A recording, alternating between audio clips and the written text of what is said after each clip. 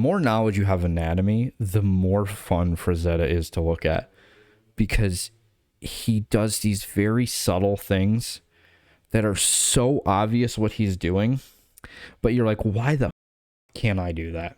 That's why I love Frazetta so much, and I think that's why a lot of artists love Frazetta, is because everything's there. He's doing the math for you, and he's teaching you that. It's like he's drawing for the intention to entertain, but for artists, he's drawing for the intention to also entertain you, but also train you.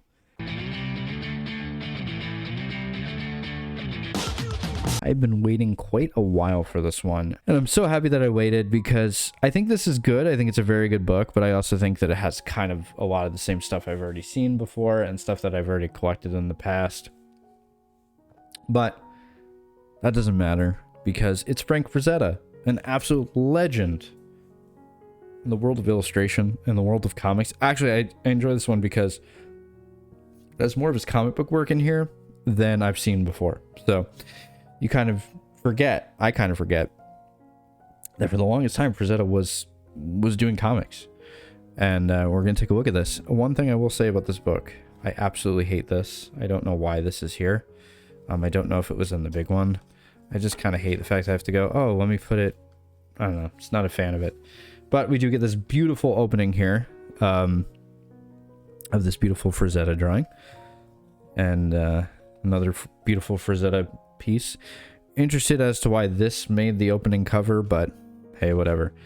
And then, of course, that is iconic piece there. It's so funny. I was watching an interview with Frazetta once, and he said that he had never seen, I mean, obviously that looks like nothing that we've ever seen. It's obviously like supposed to be a lion, but it's like overly animated. We're seeing these animals in real life, and for some reason I can draw them. And I don't know, I think there's a lot of mythos around him, a lot of it created by himself. And then beautiful piece there that we've seen a million times. If you've seen Frazetta, I mean, most people have seen that Frazetta painting there. And then we got cool, and there's like a special edition cover that you could get for a long time, I believe, that had this on the cover.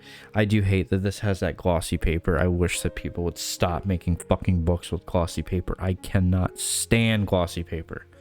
Put it on like a matte paper or something. And then we get this huge thing. This was a weird one, because like, from what I've heard, like, they call him like a misogynist and all this other, it's just like, whatever, I don't care. Anyways, very interesting drawing there. So we get to look at some of his comic book work, and I don't know if this is like his early work, and then you get some beautiful stuff like that. If you're at all interested in any of the story of Frazetta, I'm here for the artwork, I'm not here for the story. I don't buy Taschen books for the story, I buy Taschen books for the artwork. Man, the way he drew, the way he did anatomy and his drapery, I mean, it's just like his calling card. Like, it's so obvious when you can look at his work. It's just like, that's Frazetta. And then, yeah, some more information about him. I don't know, too much fucking words. I don't care. I'm not here for the words. And then a beautiful painting there. And the other great thing about it is I don't have to have the big one, because I can, the big book, because I can just zoom in and it, oh look, I'm creating the illusion that I have the big book. I don't know, it's just too I don't like some Taschen's books, like the big books, because they're just too fucking big. But the small ones are too small. This is actually pretty good size in comparison to most of their releases, so at least they kind of like were like, we'll make it like decent size. I think this is a fine size for a book.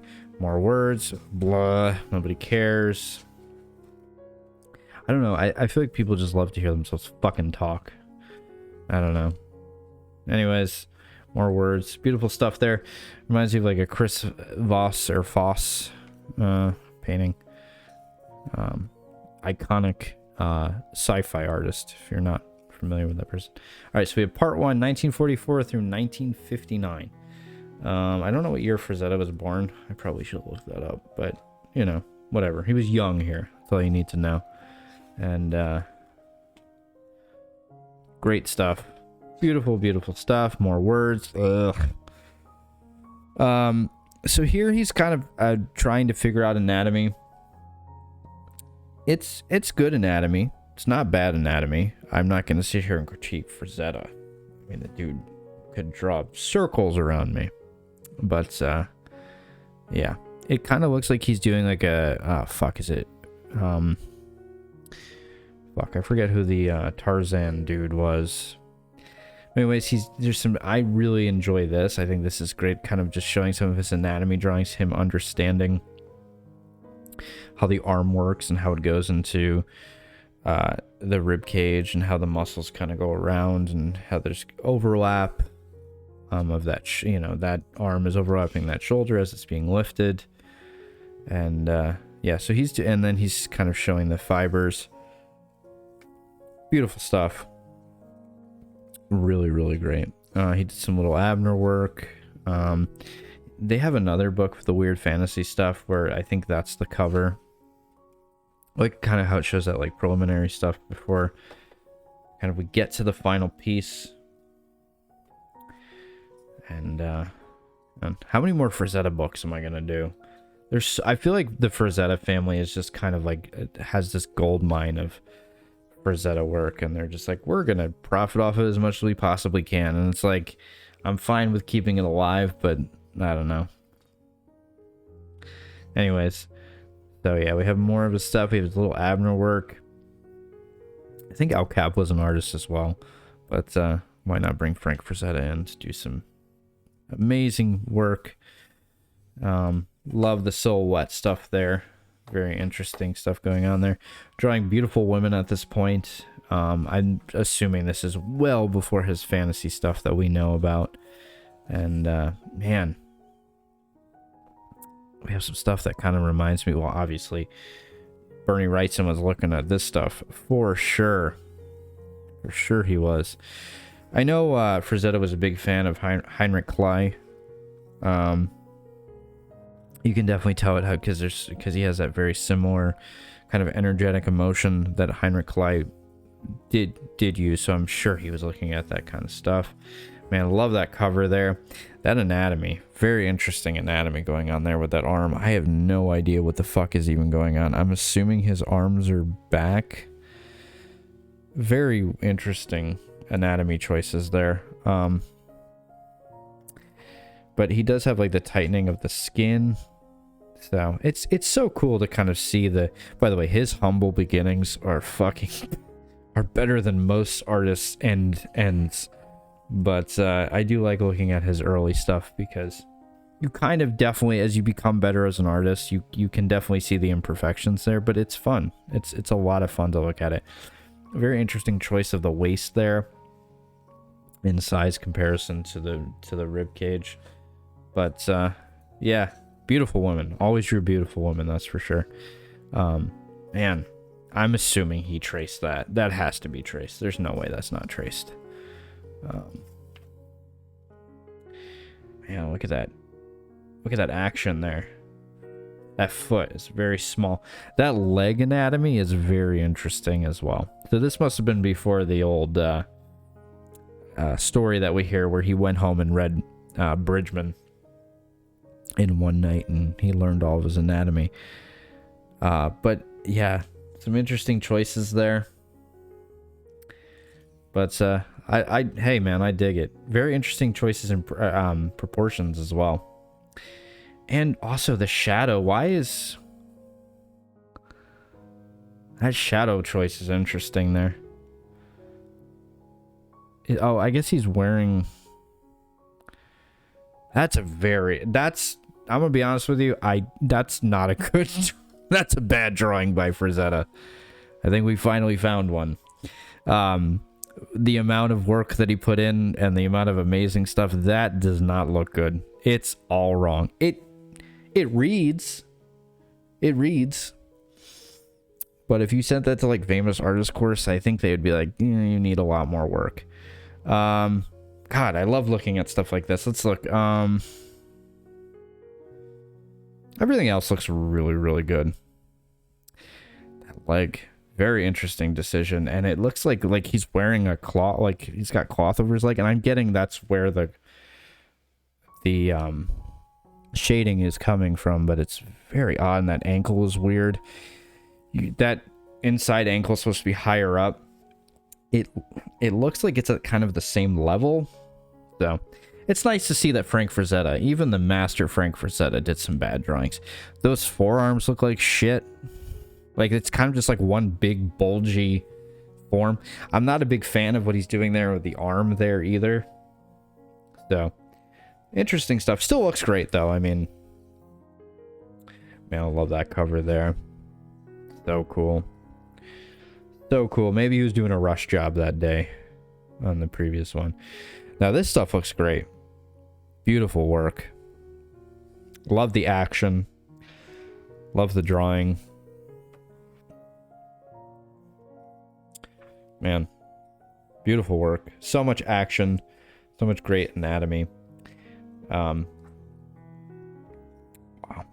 Wow. Yeah.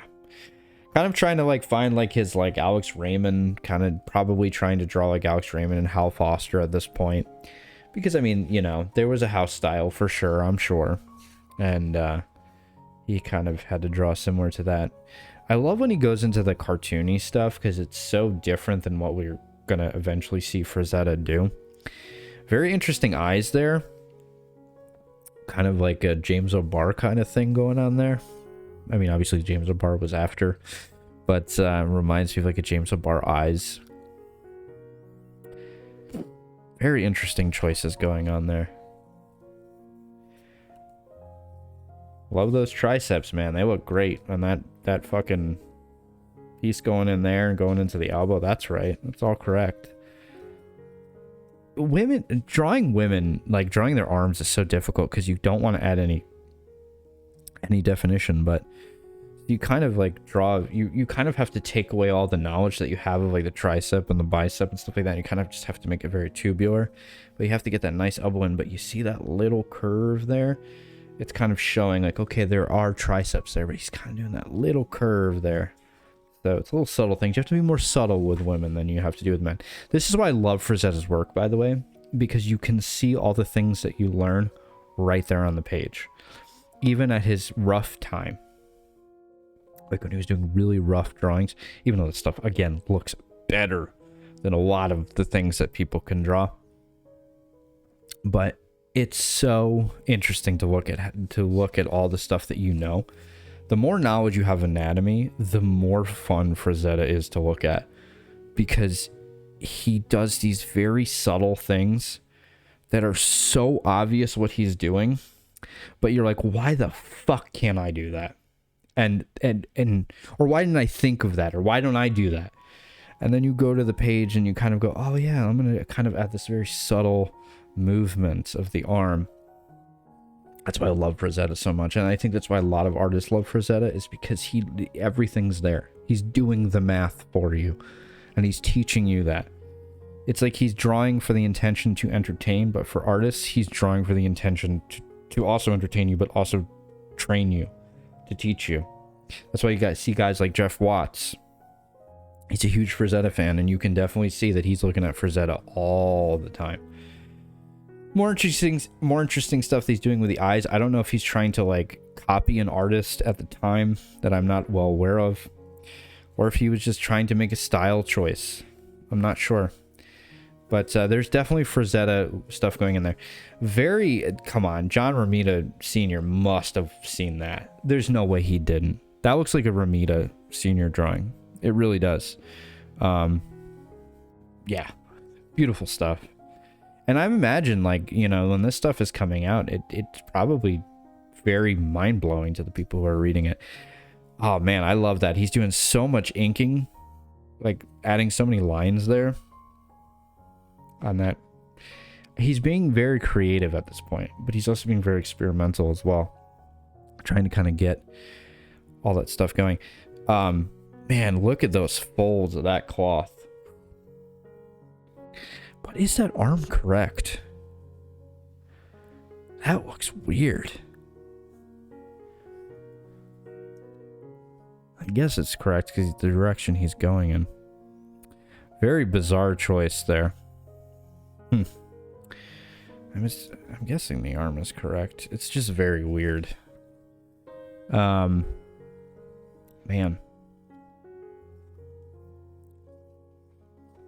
I love that. I love that. I really, really love that one there. Solid forms he's doing for the muscles there. Great hatching he's doing to kind of show you that those muscles have form on the legs. I love that just very strong, just very strong cube he's doing there for that knee. To kind of show you that angle of that knee going back and the solidness of that knee bone, or that kneecap. Let me get this one in black and white. I know he did a lot of work for Creepy and Eerie, I believe. So, I don't know when that came out, what year that came out, but definitely like something that like you can... I wonder if like Hitchcock sort of looked at that and kind of had some kind of... We're talking about 44 to 59 here, so this is before Psycho. And I don't know, that just feels like something that Hitchcock would look at and be like, yeah, like it kind of like a Norman Bates kind of thing. Very interesting. Man, love that. Beautiful work. Man. He drew some of the most beautiful fucking women. Really, I cannot stress that enough. Alright, so we're looking at 60 through 69. So, Tarzan, Conan, and of course Ringo Starr. So why not? So Tarzan and Conan, pretty much the same fucking character, except for Conan's more brutal. Let's be honest. He's just Tarzan, but brutal. But yeah, man, famous Conan drawing. Love it. We've seen this. I've had this on, but I still think this is one of the funniest poses he's ever done because it's so cardboard stiff. But it makes sense because the guy's falling and he's looking down. He's like, I'm gonna hit the ground. He's showing you as he's about to. This guy has already accepted the fact that he's gonna fall right on his face, maybe into that spear. If you line it up correctly, he may fall right into that spear. I love it. It's great stuff. I'm not into that Mad Magazine shit. I'm not into like overly cartoony stuff. I know people love it, and good for them. I'm not into it. Man. Beautiful stuff. Beautiful. I mean, come on, Heinrich Clay. I can definitely see the Heinrich Clay in there. Man. Doing some Albrecht Dürer fucking lines there, some, hatching. And that's the thing about like Frazetta, like he drew, like this is him kind of at the early stage before he's drawing like these animals with like these demonic faces where they literally look like they're about to pounce. But man, I love that. Oof, beautiful. I just love the way he does leg anatomy. Legs are so difficult to draw. People always talk about hands and feet and faces. For me, legs are like my big fucking, I don't know, I have a tough time with them, so I kind of study. It's so different. It's so difficult because it's like you have to get these very subtle forms that kind of block into one another. And Frazetta just was a master at it. So good at it. Drawing some great dinosaurs. When an art teacher tells you to draw from life, how the fuck do you draw that from life?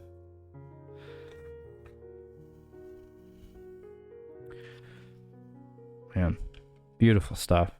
I love this piece. I don't think I've seen that piece before, so there's some stuff in here I haven't seen before. I'm sure I'm gonna not make my money on my video, my 2 cents that I would make. So I'm doing this for you guys. I'm not doing this for money. I'm not doing this for the 16 cents I could make off of this video if I was monetized. Again, beautiful anatomy. At this point, Frazetta's not drawing. It's impossible. It's impossible for Frazetta to draw bad anatomy at this point. because he understands it. He knows it. He knows what's going on. He's figured out the magic trick. And, man, look at that beauty. Beautiful hands there. Love it. And we got these covers of Creepy and Eerie. God, I'm coughing so much. I hate talking so much because it makes me cough. Spider-Man, of course. I've never seen that one before. Wow. That dude went diving into the water with no shirt on. No suit on. He at least he put on his scuba gear. Minus the clothing. So looking at his like war stuff is very interesting too. Like you kind of see like a Mike Zeck kind of in there. When Mike Zeck was doing like the Punisher. Clearly he was looking at Frazetta. There's no doubt about it. This stuff is so fucking... Like, you think about the 60s and you just go, my goodness, man. Like, imagine seeing this stuff in the 60s. Because I tend to try to transport myself back into a time. And this must have been mind-blowing for people in the 60s to look at. I feel like. This I've already said this before in my previous Frazetta video, but this is one of my favorite Frazetta pieces, and it's one of his most boring. And I don't know why I enjoy it so much. It might be the subtlety of that arm turning one way and going the other way. That might be why I like it so much. It might be the color as well, the orange and the brown and just the dark colors, and I don't know what it is, or just the axe with the I don't know. But I just love this piece, and it's one of his most simple pieces. But, man, love that. I feel like I'm gonna love every single painting in here. I love that they kind of show you almost all of his paintings. So I've done videos on Frazetta in the past, so I probably have seen these a million times. But anytime I see one like this that I don't think I've seen before, don't remember seeing. This was in the intro of my video. Previous video. Love this one. Man, just... I don't think I've seen this one.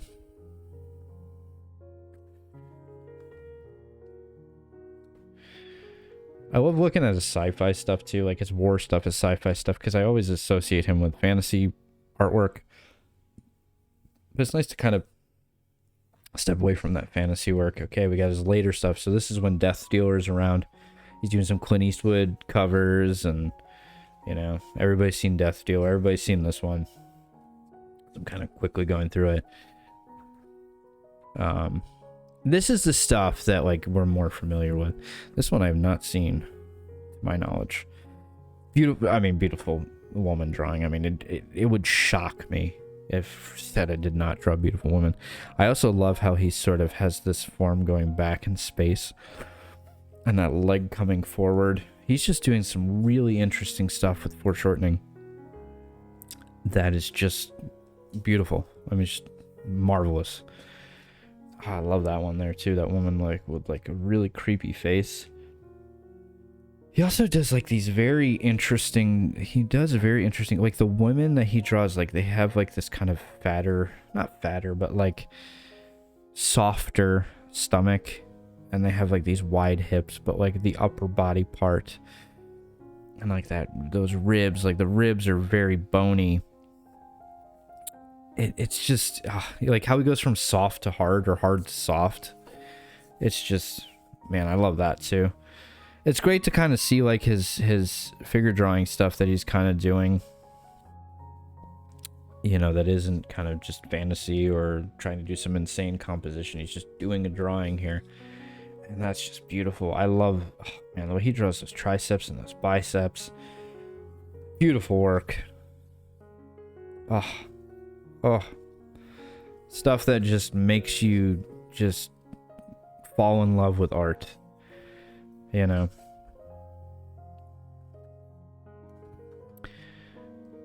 Got some Lord of the Rings stuff that they have in the previous books. I would say that if there's one Frazetta book that like where you can get everything, I definitely would say that this is probably the best book to get. It's a meaty, chunky book, and there's some beautiful stuff in here. I mean, just You know, you have your usual suspects of the stuff that you see, but he's got a lot of his pen and ink stuff. And, oh man, that's one of my favorites too. It's like my second favorite of his. Again, very simple, but I don't know. I just adore it. Man, just beautiful work. I don't think I've ever seen that one before. Man, I don't think I've seen either of these either. Wow, wow, wow. I love this one.